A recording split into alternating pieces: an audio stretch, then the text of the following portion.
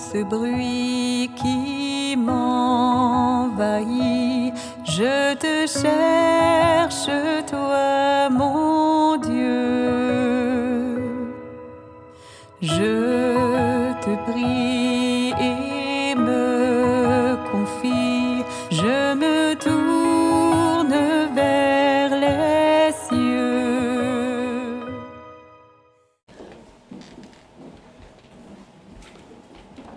Il y en a qui sont les derniers aux yeux de certains, mais ils sont peut-être plus près de Dieu qu'on peut le penser. Puis il y en a qui se savent les premiers, puis peut-être qu'eux sont un petit peu moins proches du royaume de Dieu. C'est la manière que Jésus a de nous dire à chacun de nous, vous savez, le chemin de l'Évangile, c'est le plus beau des chemins de la vie, mais pour y arriver, il faut passer par une porte étroite. Quelle est cette porte étroite-là? Pour l'Évangile, c'est de ne pas commettre d'injustice, d'être juste, juste à la manière de Dieu, où s'incorpore l'ouverture d'esprit, la grandeur d'âme, le pardon incommensurable. La porte étroite pour chacun d'entre nous, qui inclut la justice, c'est quoi? Quelle est pour vous votre porte étroite? Quelle est ma porte étroite à moi? Je le sais. Je le sais, j'en suis convaincu, je le sais. Mais pour vous, vous savez, quelle est la porte étroite que vous devez prendre? Pas évident, hein? Ou c'est très clair dans votre esprit. Mais il y a une porte étroite qui vous attend. Et si je me réfère, excusez-moi de vous tourner le dos, si je me réfère à ce que j'ai écrit, ben, il y a bien des chances qu'on se reconnaisse. Prendre la porte étroite. Dans une petite église en Ukraine, à l'entrée de l'église, c'est indiqué à peu près ceci. Si un juge te condamne ou veut te condamner parce que tu es chrétien ou chrétienne, y a-t-il assez de preuves qui t'incrimineraient?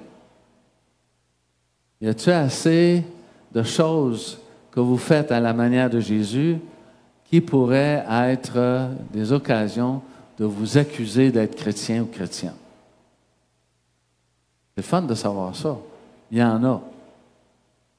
La porte étroite,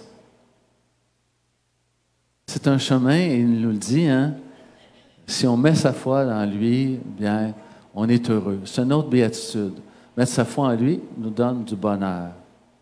Alors, Seigneur, moi aussi, je veux être heureux. Puis je veux que chaque personne dans la communauté, qui sont ici présentement ou qui viendront en cours d'année, soient des personnes heureuses et heureuses, non pas à cause de la voie large qu'ils auraient pu prendre, de la facilité, du bonheur que peut apporter l'argent, mais d'une voie qui est unique pour eux. Une voie qui est celle d'une parfaite confiance et une parfaite harmonie avec le Seigneur. La porte étroite peut être bien des choses. Entre autres, ça vous appartient de voir. Je vais vous en nommer quelques-unes. Vous attachez à ouvrir vos oreilles à la parole de Dieu. Est-ce que ça devient comme une chose importante pour vous, la parole de Dieu? Est-ce que la parole de Dieu, au-delà du dimanche, vient nourrir votre vie spirituelle? En tout cas, c'est une belle porte qui est étroite, parce que ce n'est pas tout le monde, surtout chez les catholiques, qui consent à lire la parole de Dieu, à se confronter un peu avec cette parole-là. Ça peut être aussi, là, c'est une grosse affaire, là. Là, ça prend toute une conversion. s'engager dans la communauté, s'engager au nom de sa foi, s'engager en Église. Il n'y a pas tout le monde qui le fait, hein? Alors, il y a une porte étroite, là, certainement. Est-ce que, Seigneur, tu m'appelles, Pierre, Jean, Jacques, Gisèle, Irène, à être de ceux et celles qui entrent par cette voie-là? Annoncer l'amour de Dieu va jusqu'à, là, vous pourrez me lancer des pierres après, mais va jusqu'à inviter des gens à venir célébrer avec nous. Quand est-ce la dernière fois, moi, Maurice Rainville, j'ai invité quelqu'un à venir célébrer ici le dimanche ou ailleurs? C'est une porte étroite parce qu'on ne le fait pas beaucoup. Inviter d'autres personnes à venir célébrer. Moi, je n'ai pas honte de ma communauté. Absolument pas, puis vous aussi, j'en suis convaincu. Inviter du monde, c'est juste une joie. C'est juste une grande joie. D'ailleurs, dimanche prochain, on aura des témoignages. On devait les avoir cette fin de semaine-ci, mais on a changé notre plan. Des jeunes qui ont vécu une expérience d'église, une expérience avec le Saint-Esprit, il y a presque un mois, hein, au début du mois d'août. Puis, cette expérience-là, ben, j'aimerais ça qu'ils puissent vous la retransmettre un peu. Qu'est-ce qui c'est venu chercher en eux? Qu'est-ce qui a été parlant dans cette fin de semaine-là du Saint-Esprit?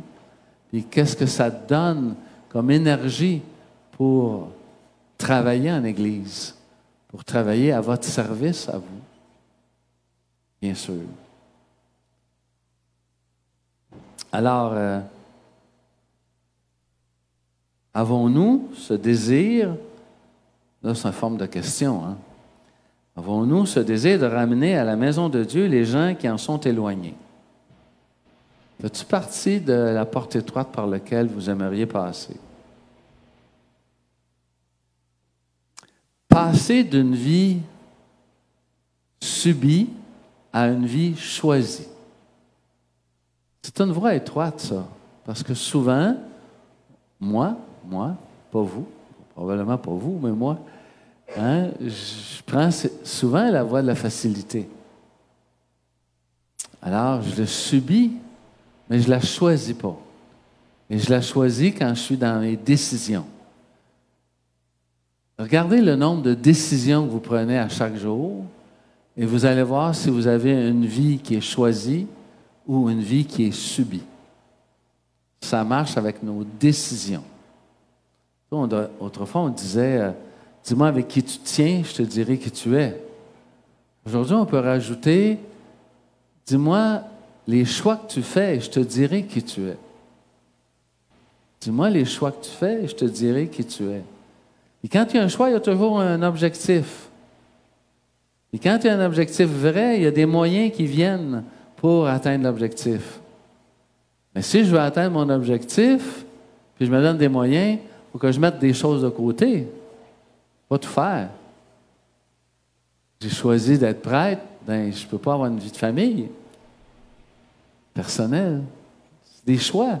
Et chacun fait les choix qui lui conviennent, qui ont été discernés aussi dans l'amour de Dieu. Puis hier, j'écoutais une vidéo et je me suis dit, c'est une autre porte étroite, sur la méditation. Est-ce qu'il y en a qui font de la méditation parmi vous? Levez donc la main pour le fun. 1, 2, 3, 4, 5, 6, 7, 8. Pas pire, on est bon. On a presque le nombre des apôtres. Mais c'est quelque chose de faire de la méditation. Hein? Je consacre ce temps-là, 5, 10, 15 minutes, une demi-heure, 1 heure, à toi, Seigneur. Je te dis que je te consacre ce temps-là, fais de moi ce qu'il te plaira.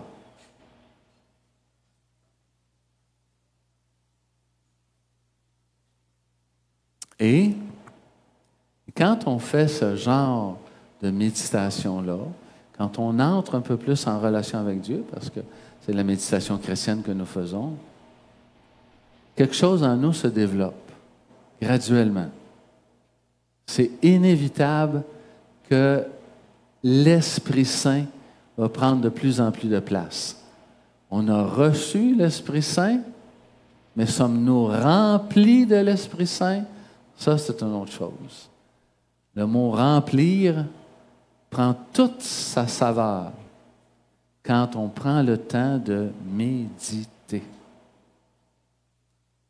Alors ça nous demande parfois de fermer la radio, de fermer la télé, de fermer l'ordi. Il y a bien des choses qu'on peut faire. Hein? Ça n'arrête pas. Mais me mettre en ta présence, Seigneur. Puis,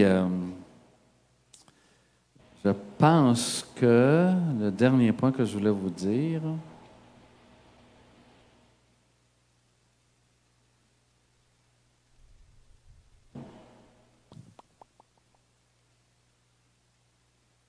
est-ce que, je ne veux pas trop allonger, je veux juste vérifier quelque chose avec vous. À main levée, est-ce qu'il y en a parmi vous qui ont vu des merveilles de Dieu se vivre chez eux, ailleurs, dans la communauté?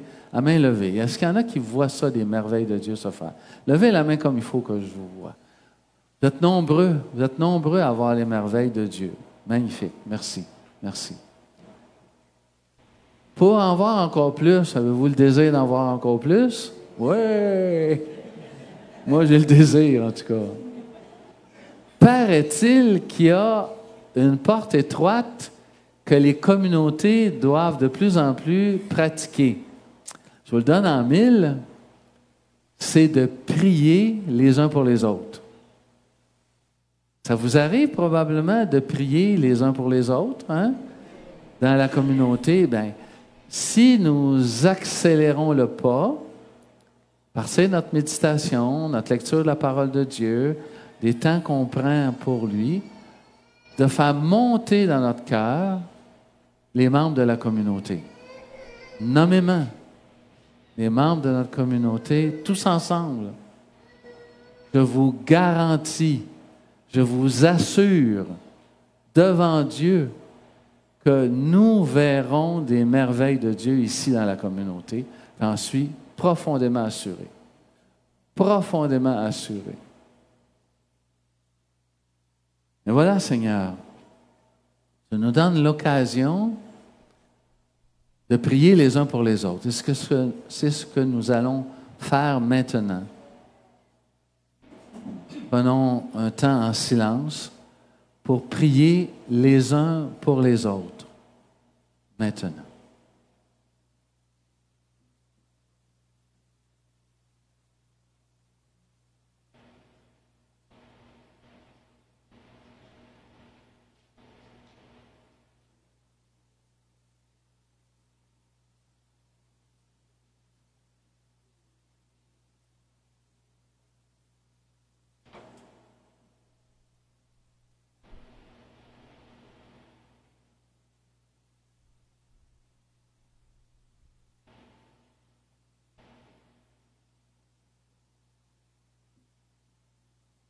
Nous avons tous besoin de conversion, Seigneur.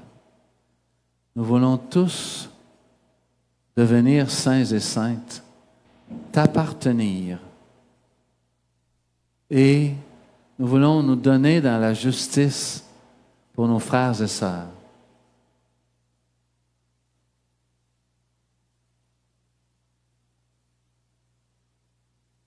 Que dans cette communauté où tu as fait tant de merveilles, te demandons que par la grâce de ton esprit, par l'amour que nous aurons les uns pour les autres, plusieurs personnes se joignent à nous, parce que par notre parole, nous les aurons invités à se joindre à une communauté qui veut pratiquer la justice. Il prend le temps de méditer et de prier et de s'engager Cette conversion, Seigneur, nous te la demandons.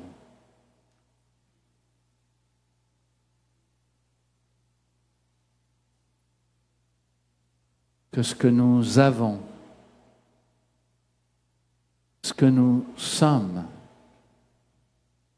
ce que nous croyons, puissions franchement le partager. Toi qui vis pour les siècles des siècles. Amen.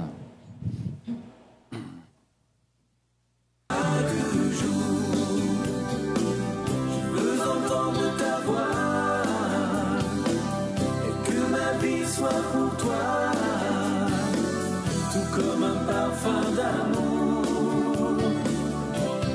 Chaque jour, je veux marcher dans tes voies.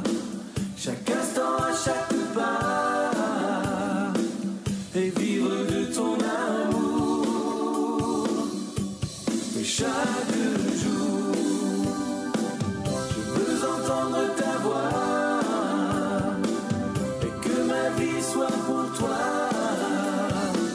tout comme un parfum d'amour que je répands chaque jour. Je veux marcher dans tes voies, chaque instant, à chaque pas, vivre de ton amour. Que chaque jour, je veux entendre ta voix. Pour toi, comme un parfum d'amour, je répands chaque